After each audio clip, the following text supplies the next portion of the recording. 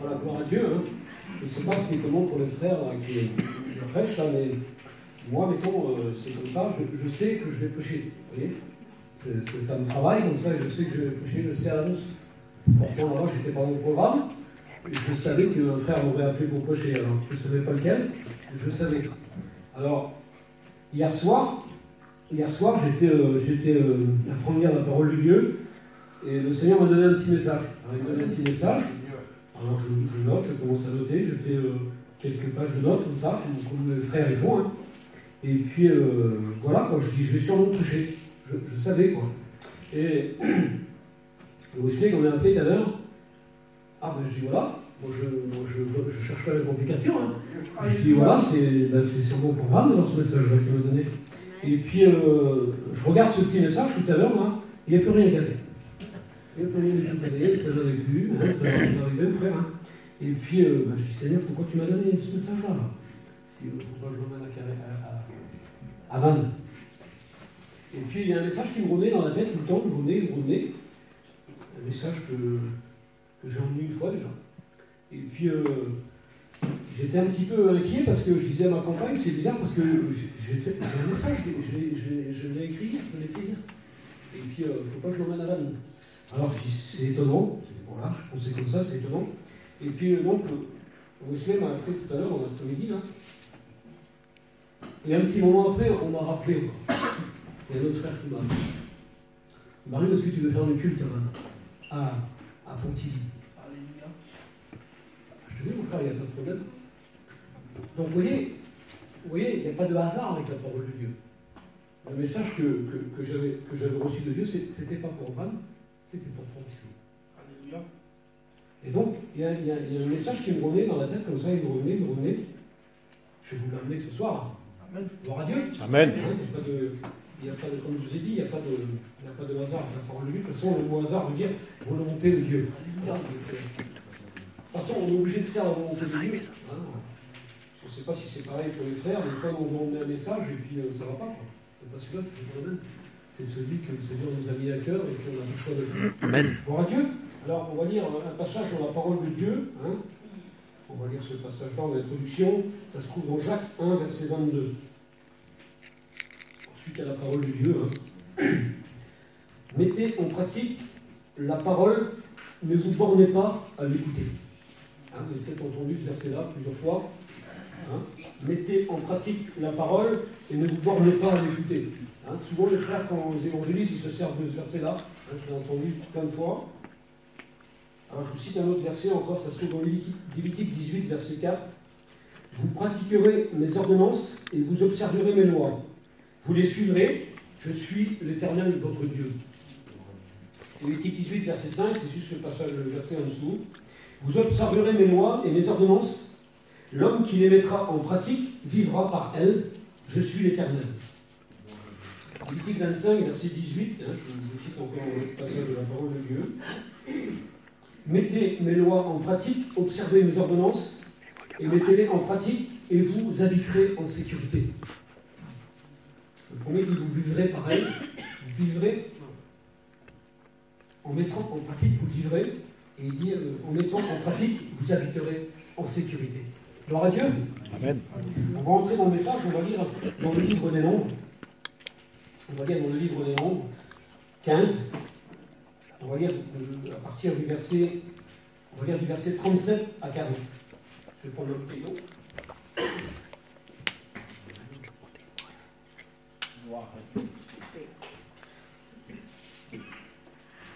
Le livre des Nombres 15, verset 37 à 40.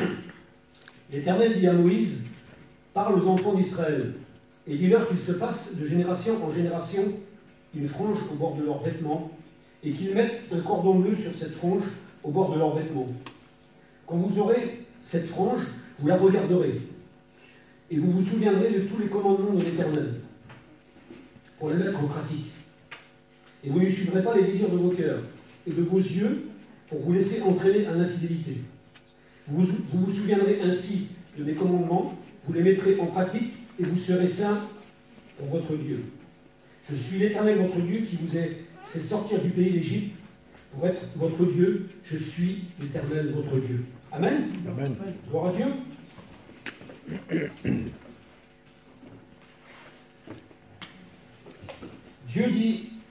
Dieu leur dit de mettre en pratique. Ah, c'est ce que vous dit le Seigneur ce soir. Mettez en pratique. Alors, pour mettre en pratique, il faut pratiquer. On ne peut pas mettre en pratique autrement. Il faut pratiquer. Alors, c'est habitude, c'est exercer, c'est ne pas simplement rester à écouter. C'est ça que ça veut dire.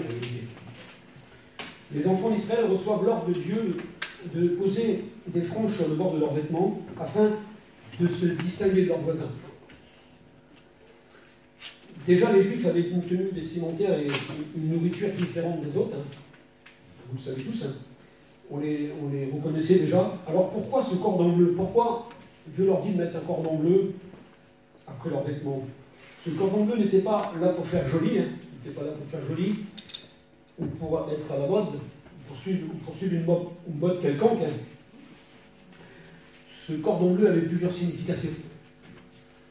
Celui qui le portait proclamait son identité, il affirmait qu'il appartenait à Dieu, et qu'il n'avait ni honte de Dieu, ni de ses ordonnances, celui qui portait ce cordon bleu. Et quand vous aurez cette frange avec ce cordon bleu, vous la regarderez, et vous vous souviendrez de tous les commandements pour les mettre en pratique. C'est à ça qu'il servait le cordon bleu. Ce cordon bleu va m'aider à mettre en pratique. C'est pour ça qu'il avait ce cordon bleu-là. Le cordon bleu était là pour dissuader celui qui aurait eu tendance à transgresser les ordres de l'Éternel. Celui qui aurait été tenté par telle ou telle chose. C'est ça, Je ne vais pas énumérer les choses qui vous ont tenté un jour, ou l'autre. Le Saint-Esprit le fera à ma place, mais il vous le rappellera. Ce cordon bleu était là pour leur remettre en mémoire tous les commandements de Dieu. C'est pour ça qu'il portait ce cordon bleu. Afin qu'ils les mettent en pratique. Afin qu'ils mettent les commandements de Dieu en pratique. Ce cordon bleu leur rafraîchissait la mémoire en quelque sorte. Il les aidait à lutter contre les tentations. Pourquoi l'Éternel leur dit de mettre ce cordon bleu de génération en génération pour qu'ils se souviennent qu'ils doivent pratiquer les commandements? Pourquoi l'Éternel leur dit de faire ça? Eh bien, c'est parce qu'ils ont tendance à oublier. Ils avaient tendance à oublier la pratique. Ce cordon bleu était là pour les guider et pour les empêcher de faire un faux pas. C'est à ça qu'il servait le cordon bleu. Vous voyez qui est notre cordon bleu? On a tous reçu un cordon bleu. Vous voyez qui est notre cordon bleu? Qui nous guide, qui nous rappelle attention. Attention à ceci, attention à cela, attention ne fais pas cela. Notre cordon bleu, c'est le Saint-Esprit. Amen. C'est le Saint-Esprit, nous avons tous un cordon bleu. Tu as les cordons bleus ce soir. Alors ne va pas là-bas, ne fais pas ceci, ne fais pas cela. Attention à ton langage, à ton témoignage. Tu portes un cordon bleu. Gloire à Dieu. Amen. Nous portons un cordon bleu ce soir. Tu portes un cordon bleu, celui qui portait le cordon bleu, c'était le signe de la consécration. Un signe extérieur. Les gens voyaient qu'il était consacré à Dieu parce qu'il portait ce cordon bleu-là. Écoutez ce que je vais dire, on doit avoir un signe extérieur de consécration. Les gens doivent remarquer notre consécration à Dieu. Alléluia. Tu vas peut-être me dire, oui, mais Mario, t'es bien gentil, toi, mais pour nous, notre cordon bleu ne se voit pas. Moi, j'ai mis ici, notre cordon bleu doit se voir sur nous. Le Saint-Esprit doit se voir sur nous. Les gens du tour doivent voir le Saint-Esprit en nous. Plus tu mettras en pratique, et plus le Seigneur va te bénir, c'est comme ça en réalité. Plus on verra ta consécration, et plus on verra ton cordon bleu. Gloire à Dieu. Amen. Plus Amen. tu mettras en pratique. Le cordon bleu était aussi une distinction, c'était aussi pour ne pas être confondu avec les païens. C'est ça à l'époque, Écoutez, moi j'ai mis comme ça, on ne doit pas être confondu avec les païens. On ne doit pas nous confondre avec les gens du monde. Il ne faut pas non plus se tromper par de faux raisonnements non plus. Moi j'ai mis ça comme ça. Il ne s'agit pas de faire comme les scribes et les pharisiens qui s'étaient mis au bas de leurs vêtements un grand phylactère, les frères connaissent bien ce passage de la parole de Dieu, afin que l'on croie qu'ils étaient plus élevés que les autres. Eux, ils avaient un grand phylactère. Alors c'était afin qu'on les remarque. Non, ce n'est pas de cela qu'il s'agit. Hein. Jésus les dénonce dans Matthieu 23, verset 5. Hein. Il les dénonce, Jésus, cela. Il s'avait mis un grand phylactère afin que tout le monde les remarque, de faire voir qu'ils étaient plus aidés que les autres. Il ne s'agit pas de se mettre au-dessus de nos frères et sœurs. Ce n'est pas de cela qu'il s'agit. Hein. Pour être vu des hommes, c'était ça. Hein. Ces hommes-là, ils se mettaient un grand phylactère, c'était pour être vu des hommes, pour être remarqué des hommes. Dans le cordon bleu, nous, à la même taille pour chacun d'entre nous. Nous avons tous reçu le même esprit de Dieu. On a tous la même taille. Il n'y a pas de plus grand ici que les uns que les autres. On a tous reçu la même part, je veux dire comme ça. La part de Dieu. Amen. Amen. Il nous rappelle que nous sommes différents des gens du monde, mais pas de nos frères et sœurs. On n'est pas différents de nos frères et sœurs. Il n'y en a aucun ici qui est différent de ses frères et sœurs. Attention, hein, moi je dis attention à celui qui aurait un phylactère comme ces pharisiens, là. Un phylactère qui traîne par terre et qui se croirait un peu plus aisé que les autres, quoi. Zélé, je veux dire comme ça, plus zélé que les autres. Ce serait un faux cordon bleu, celui-là. Et ce fil qui traîne par terre, il va finir par marcher dessus, et il va se casser la gueule en réalité. C'est ce qui risque de lui arriver, celui qui serait mis un cordon bleu tout seul, quoi. Parce que le cordon bleu que nous avons reçu, c'est Dieu qui nous l'a donné. Donc on a tous le même. Celui qui se sentirait plus que les autres, c'est un cordon qui serait mis lui-même. Parce qu'il mettait ça au bas de leur robe, vous voyez, il mettait ça au bas de leur robe, là. Sur les franges, il mettait ça. Celui qui avait un plus grand était plus que l'autre, quoi. Alors que Dieu n'est pas des plus grands. On est tous pareils, on est tous à la même taille, je veux dire comme ça. Amen. Amen. Hein. Alors, ce cordon bleu que nous avons là, que nous portons en nous, est là pour nous guider. Il est là pour nous guider, hein, pour notre bien. Il est là. Amen. Afin de nous aider à mettre la parole en pratique. Dans le monde, le mot cordon bleu veut dire celui qui fait les choses à merveille. Ça veut dire ça. Je peux vous dire d'où ça vient. Ça vient d'assez loin, ça vient du roi Henri IV. Il était chrétien protestant, hein, comme nous. Il était chrétien protestant, le roi Henri IV. Et ses meilleurs chevaliers, les plus vaillants, les meilleurs, allez, je veux dire, les plus grands qu'il avait, quoi, les plus vaillants. Il leur remettait une décoration. Ils étaient décorés de l'ordre du Saint-Esprit. Alors c'était une petite croix avec un cordon bleu qui portait sur l'épaule, ici, hein. Donc ils étaient décorés de l'ordre du Saint-Esprit. On leur accrochait ça voulait dire tu es le meilleur. C'est ça que ça voulait dire. C'est là que ça vient le mot cordon bleu. Cette expression-là a été après servie pour les cuisinières. On dit on a un cordon bleu à la maison, c'est très bien la cuisine, quoi. Hein. Et vous savez, les petits cordons bleus qui font cuire nos compagnes, hein, ben, ça veut dire c'est ce qu'il y a de meilleur. Je n'aime pas ça, vous voyez. Mais ça veut dire c'est ce qu'il y a de meilleur. C'est pour ça que ça s'appelle un cordon bleu. On dit j'ai un cordon bleu à la maison quand on a une compagne qui fait très bien la cuisine. Hein, ça a été repris. On donnait un cordon bleu au meilleur à ceux qui étaient bons, à ceux qui avaient la meilleure pratique. Mais ça, c'est dans le monde. Ça, c'est dans le monde. C'est lui qui a la meilleure pratique dans le monde. Avec Dieu, c'est différent. Il n'y a pas d'exception. Dieu ne fait pas d'exception ce soir. Personne n'est plus petit que l'autre ce soir. Tout le monde est à la même taille. Alléluia. Avec Dieu, c'est comme ça. Le cordon bleu te sert à te souvenir que tu dois mettre en pratique afin de devenir meilleur. Et si tu veux garder ton cordon bleu, ben, tu dois pratiquer. C'est comme ça en réalité. C'est parce que tu dois pratiquer ben, qu'on verra. On verra sur toi. On verra le Saint-Esprit sur toi. C'est comme ça. Le mot pratiquant, hein, c'est une personne qui pratique un sport ou une activité particulière, je veux dire comme ça. Régulièrement, c'est quelqu'un qui a de la pratique. C'est un professionnel. C'est comme ça qu'on dit. Quelqu'un qui a de la pratique, c'est un professionnel. Hein, pour les boxeurs, c'est comme ça qu'on dit aussi. Hein. Le contraire professionnel, c'est amateur. Nous ne devons pas être des amateurs. Nous devons être des professionnels. Amen. Gloire à Dieu. Gloire à Dieu. Deutéronome 4, verset 1, il dit maintenant écoutez les lois et les ordonnances que je vous enseigne, mettez-les en pratique afin que vous viviez. C'est important, hein. Il dit mettez-les en pratique afin que vous viviez et que vous entriez en possession du pays que nous donne l'Éternel. afin que vous viviez et que vous rentrez en possession du pays que l'Éternel va vous donner. Gloire à Dieu, mais ça c'est par la pratique. Si on ne pratique pas, on diminue quelque part. Et on devient, comme je dis, on devient un amateur.